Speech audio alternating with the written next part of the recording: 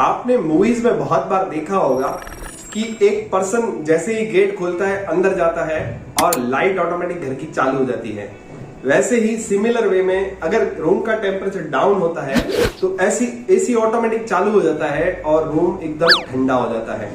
वैसे ही घर के अंदर छोटी छोटी चीजों में होम ऑटोमेशन लगता है। जैसे कि आपने देखा होगा कि टंकी जब फिलअप हो जाती है तो अपने आप मोटर का स्विच बंद हो जाता है, तो ये सब होम ऑटोमेशन के अंदर आता है।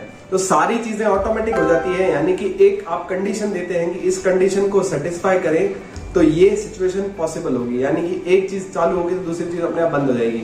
तो ये तरीके को हम बोलते हैं होम ऑटोमेशन। अब होम ऑटोमेशन के अंदर ऐसा होता है कि सारी चीजें ऑटोमेटिक हो जाती है। तो वही सोचो, अगर हमें कंस्ट्रक्शन के टाइम पे ऐसी चीजें ऑटोमेटिक होने को मिल जाए तो कितना अच्छा होगा।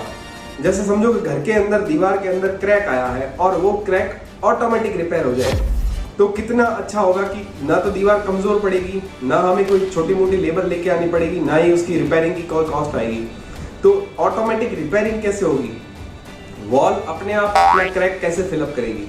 तो आज हम जानेंगे उसी के बारे में और समझेंगे कि सेल्फ हीलिंग कंक्रीट किसे कहते हैं या बायो कंक्रीट किसे बोलते हैं। तो चलिए शुरू करते हैं आज का वीडियो। मेरा नाम है जतिन खत्री, आप सबका स्वागत है ईशान डिजाइन चैनल में। तो चलिए शुरू करते हैं। क्योंकि ये एक केमिकल प्रोसेस है, मैं थोड़ा बहुत आपको टेक्निकल पॉइंट भी समझाऊंगा, एडवांटेज और डिसएडवांटेज के बारे में भी हम डिस्कशन करेंगे। तो इस पूरे वीडियो के अंदर हम पहले बायो कंक्रीट के बारे में जानेंगे, उसके एडवांटेज और डिसएडवांटेज को कंपेयर करेंगे और उसके बाद हम इसका कंक्लूजन पे बात करेंगे। और साथ ही साथ जो सबसे जरूरी चीज है वो है प्राइसिंग। हम इसकी प्राइसिंग के बारे में बात करेंगे। तो आज हम 5 टॉपिक पे डिस्कशन करेंगे। तो चलिए शुरू करते हैं। सबसे पहले चालू करते हैं हम बायो कंक्रीट है क्या, उसको डेफिनेशन समझ के। तो बायो कंक्रीट कुछ भी नहीं, सिर्फ एक ऐसा केमिकल है जो वाटर के साथ रिएक्ट करके चूना बनाता है। यानी कि समझो कि हमने अगर बायो कंक्रीट काम में लिया है, एक ऐसा बायो बैक्टीरिया हम काम में ले रहे हैं जो जैसे ही पानी के कांटेक्ट में आता है तो वो चूना बना देता है। सिंपल लैंग्वेज समझिए कि एक सीमेंट हमने लिया और सीमेंट से एक दीवार पूरी की पूरी प्लास्टर से हमने प्लास्टर कर दी। अब उस प्लास्टर के अंदर क्रैक आ गया, तो क्रैक आने से क्या होगा कि वो जगह एक्सपोज हो जाएगी। एक्सपोज यानी वो खुल जाएगी। तो खुलने से क्या होगा कि एक प्रॉब्लम आती है कि उसके अंदर सबसे पहले पानी जाता है, तो पानी से एक सड़न पैदा होती है। तो हम सड़न को रोकने के लिए क्या करेंगे, उसके अंदर जो बैक्टीरिया है, बैक्टीरिया जैसे ही पानी के टच में आएगा तो वो एक लिक्विड बनाएगा जिसको हम चूना बोलते हैं। कैल्शियम कार्बोनेट बनाना चालू कर देता है।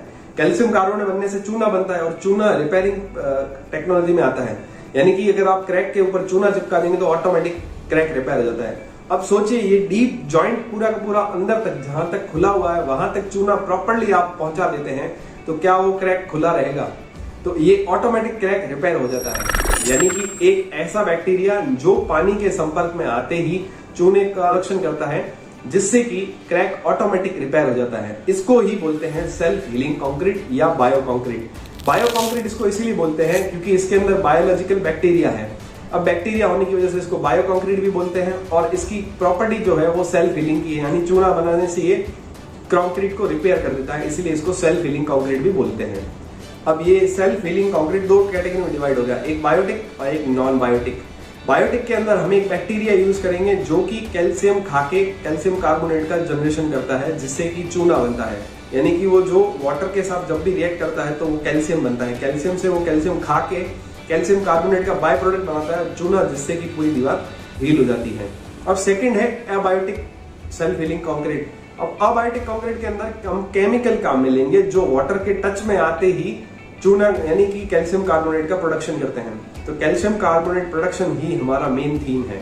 तो केमिकल रिएक्शन से बने या फिर बायोलॉजिकल से बने, तो उसके कैटेगरी के हिसाब से हमने बायोटिक और अबायोटिक के हिसाब से कैटेगरी बनाई है। अबायोटिक के अंदर कैप्सुलेशन का मेथड काम में लिया जाता है। जनरली आपने जो देखे होंगे सेल्फ हीलिंग कंक्रीट के जो ब्लॉक आते हैं वो कैप्सुलेशन के होते हैं। कैप्सुलेशन के अंदर एक फायदा होता है कि वो लंबे टाइम तक वहां पर केमिकल को स्टोर करके ढंग से रख सकते हैं। बैक्टीरिया के अंदर थोड़ा टाइम कम, इन कंपेयर टू अबायोटिक के कंपेयर में बैक्टीरिया थोड़े कम टाइम तक टिक पाते हैं। अब बात कर लेते हैं हम एडवांटेज और डिसएडवांटेज की। सेल्फ हीलिंग कंक्रीट जैसा कि नाम में समझ में आ रहा है, ये आने वाले क्रैक्स को ऑटोमेटिक रिपेयर कर देता है। यानी कि ये एक नॉर्मल बिल्डिंग की उम्र जो है वो 4 गुना तक बढ़ा देता है। यानी कि जब भी 4-5 बार हम समझें तो इस चीज को ये नॉर्मल बिल्डिंग की जो उम्र है 100 साल, ये इसको 400 साल तक बढ़ा सकता है, यानी कि ये कई सदियों तक सही सही पड़ा रह सकता है। तो सेल्फ हीलिंग कंक्रीट का तो एक ये फायदा हुआ कि एक ही बिल्डिंग बहुत लंबे टाइम तक टिक सकती है। और सेकंड बेनिफिट ये है कि जब बिल्डिंग लंबे टाइम तक टिक रही है तो हमें उसका मेंटेनेंस कम करना पड़ेगा और नई बिल्डिंग हमें नहीं बनानी पड़ेगी, यानी कि ये एक पूरी नई बिल्डिंग की कॉस्टिंग को रिड्यूस करता है। यानी कि मेंटेनेंस कॉस्ट इसकी लो है, प्लस इसकी जो लाइफ स्पैन है वो बहुत लंबा है। तो ये बहुत बड़ा एडवांटेज है हमारे लिए, क्योंकि ये कॉस्ट को बहुत अच्छे से बचाता है। तीसरा पॉइंट है, ये बिल्डिंग की स्ट्रेंथ को बहुत अच्छे से इंप्रूव करता है, जो कि बिल्डिंग के लिए बहुत अच्छा है। अब हम बात कर लेते हैं इस डिसएडवांटेज के बारे में। डिसएडवांटेज इसका अभी इस टाइम पे सिर्फ यही है कि इसकी जो इनिशियल कॉस्ट है वो बहुत महंगी है, यानी कि बायोटिक कंक्रीट को बनाने के लिए जो इनिशियल कॉस्ट आ रही है वो बहुत बहुत महंगी है।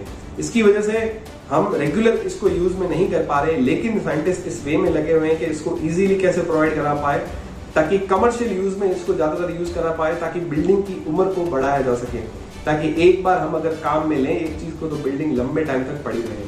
तो बायोटिक कंक्रीट का सिर्फ एक ही डिसएडवांटेज है कि उसकी कॉस्टिंग बहुत महंगी है। सेकेंड डिसएडवांटेज ये है कि इसको अभी तक किसी ने स्टैंडर्डाइज नहीं करा, यानी कि किसी को इसके बारे में कुछ ज्यादा पता नहीं है। इसके बारे में लोग अभी तक खूब सारी रिसर्च कर रहे हैं, इसके एडवांटेज और डिसएडवांटेज को फाइंड करने की कोशिश कर रहे हैं। ज्यादा डिसएडवांटेज यही है कि इसको स्टैंडर्ड नहीं कर पा रहे हम कि इसको किस तरह से इसको यूज किया जाए या किस तरह से इसको कैटेगराइज किया जाए। इसकी वजह से इसका यूज अच्छे से हम नहीं कर पा रहे हैं।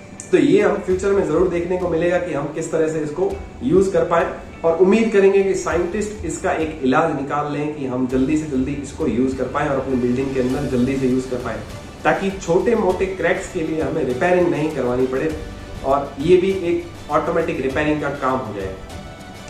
तो मैं समझता हूं मैंने आपको आज बायो कंक्रीट के बारे में काफी सारी इन्फॉर्मेशन दे दी होगी। मार्केट में जितनी अवेलेबल इन्फॉर्मेशन दी मैंने सारी कंप्लीट करी है, और अगर आपको फिर भी नहीं समझ में आता आप नीचे कमेंट करके मेरे को जरूर पूछ सकते हैं। तब तक के लिए चैनल को सब्सक्राइब कर दें और दूसरी वीडियोस को जरूर चेक करें। तो मिलते हैं दोस्तों अगले वीडियो में।